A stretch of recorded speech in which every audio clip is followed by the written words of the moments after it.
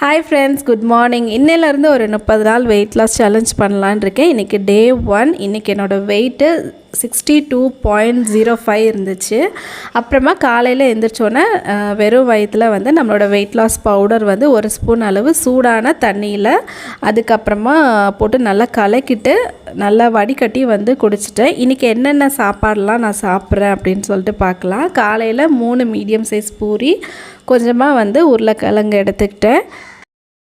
சஞ்சய் வந்து இன்றைக்கி பூரி தான் வேணும் அப்படின்னு சொல்லிட்டு அடம் பிடிச்சிட்டு இருந்தான். சரின்னு பூரி செஞ்சாச்சு. மத்தியானத்துக்கு கொஞ்சமாக ஒயிட் ரைஸ், காலையில் உள்ள உருளைக்கிழங்கு கூட்டு, தக்காளி தொக்கு, ஒரு முட்டை வச்சு சாப்பிட்டாச்சு. ஒரே ஒரு சப்பாத்தி எடுத்துக்கிட்டேன். நைட்டுக்கு பன்னீர் பட்டர் மசாலா, மறுபடியும் வந்து நைட்டுக்கு எல்லோரும் சாப்பிட்றதுக்காக சப்பாத்தி பண்ணியிருந்தேன்.